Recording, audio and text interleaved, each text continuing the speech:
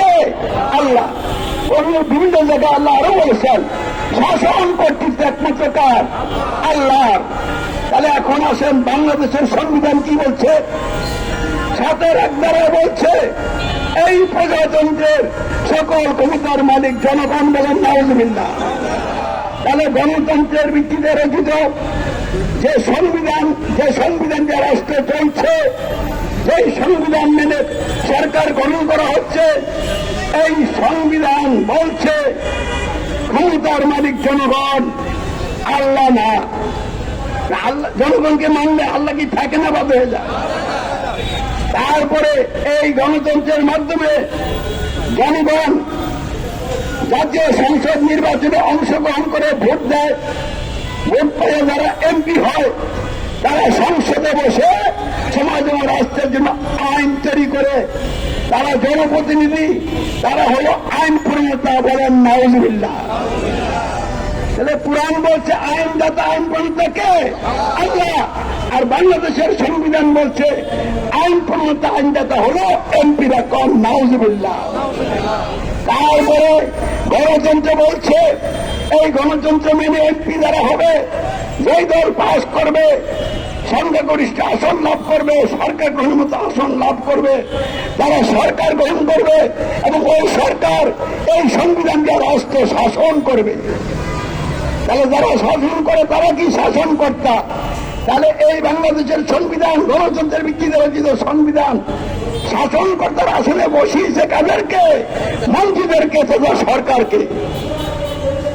লাল কোরআন বলছে সার্বভৌমত্ব, সকল ক্ষমতা আল্লাহর, আইনবিধান আল্লাহর, শাসন কর্তৃত্ব আল্লাহর।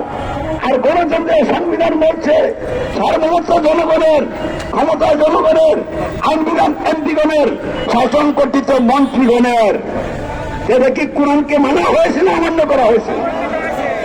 তাহলে বাংলাদেশের সংবিধান আল কোরআন বিরোধী সংবিধান।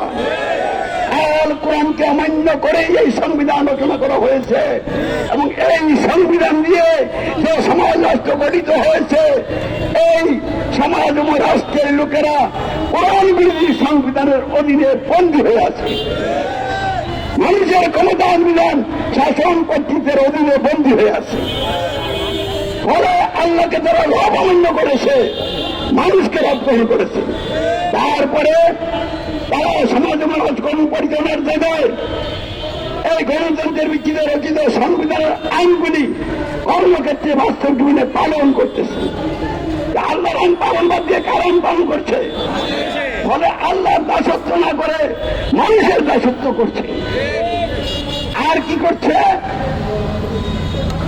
এই গণতন্ত্রে যখন যে সরকার হয়, ওই সরকারের নেতৃত্বে তারা চলে।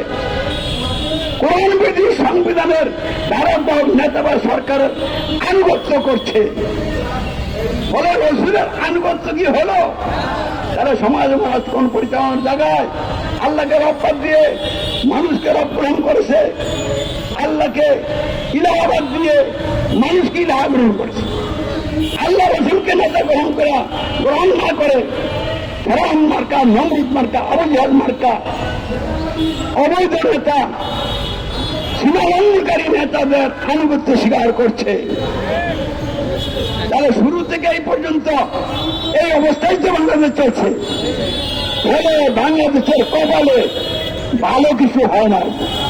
সরকার পরিবর্তন হয়েছে কিন্তু মানুষের সমস্যা বলে কোন সমাধান হয় নাই। বিভিন্ন সময়ে কোরআন বিরোধী সংবিধানের অধীনে থেকে মানুষ যখন অতিরিক্ত কর্তৃত্ব মাতবরি করেছে, অপরদের মাত্রা বাড়িয়েছে, তখন আল্লাহর আযাব গজবের তীব্রতা পরিলক্ষিত হয়েছে। গেল কিছুদিন আগে শেখ হাসিনার নেতৃত্বে যখন বাংলাদেশে অতিরিক্ত বাড়াবাড়ি চলছিল, তখন ওই দলের উপরে, ওই নেতাদের উপরে এবং তাকে হঠাৎ যে আন্দোলন সংগ্রামে নামছে, তাদেরও অনেক ক্ষেত্রে রক্ত জড়াইতে হয়েছে।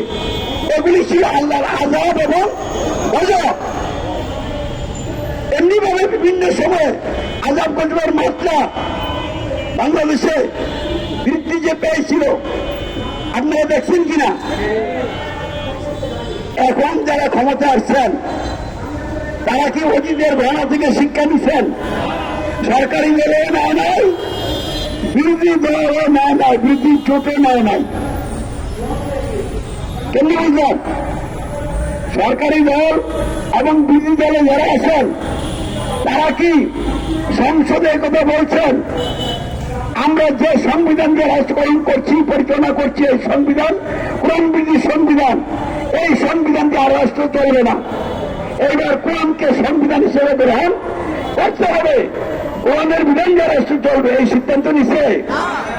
তাহলে তারা আগের সিদ্ধান্তই আছে, কোরআন বিরোধী সংবিধান দিয়ে রাষ্ট্র আমরা চালাবো, প্রয়োজনে আমরা কিছু আইনের দ্বারা বদল করব, কেউ কেউ আবার বলে সংস্কার করব। জুলাই সনদ এটা ভিত্তিতে সংস্কার করবেন। জুলাই সনদে আল্লাহকে ক্ষমতার মালিক গ্রহণ করা হয়েছে কিনা, আল্লাহকে আইনদাতা, বিধানদাতা এবং শাসনকর্তা গ্রহণ করা হয়েছে কিনা। জুলাই সনদে বলছে জনগণ ক্ষমতার মালিক, জনগণের ইচ্ছা এখানে কার্যকরী করতে হবে। এতে বোঝা গেল জুলাই সনদ বাতিল সনদ, বাংলাদেশের সংবিধানও বাতিল, জুলাই সনদও বাতিল। সরকারি দল আর বিরোধী দল সামনে যা কিছু করতে যাচ্ছেন এই গণতন্ত্রের ভিত্তিতে তাদের সব কর্মকাণ্ড কোরআন বিরোধী হবে। আল্লাহর আযাব গজব সামনে আরো ভয়াবহভাবে জাতির মানুষকে গ্রাস করবে। আপনারা কি আর সামনে কোন ভয়াবহ আযাব গজব দেখতে চান? তাহলে আযাব গজব থেকে বাঁচার পথ আছে না নাই? আছে। সেটা কি? কোরআন বিরোধী সংবিধান যেটা দিয়ে রাষ্ট্র চলছে, এই সংবিধানটা তৈরি হচ্ছে কোন মতবাদের ভিত্তিতে? গণতন্ত্রের ভিত্তিতে। এই গণতন্ত্র আর গণতন্ত্রের ভিত্তিতে রচিত আল কোরআন বিরোধী সংবিধানকে অমান্য করতে হবে এবং এই সংবিধানের আনুগত্য স্বীকার করতে হবে। এই সংবিধান দিয়ে যারা নেতা সরকার তাদের আনুগত্য স্বীকার করতে হবে। আর আল কোরআনকে সংবিধান মেনে নিতে হবে, কোরআনের আইনবিধান পালনে অঙ্গীকার করতে হবে, কোরআনের আনুগত্য স্বীকার করতে হবে, রাসূলের শর্তের আনুগত্য করার অঙ্গীকার করতে হবে, রাসূলের শর্তের আনুগত্য স্বীকার করতে হবে।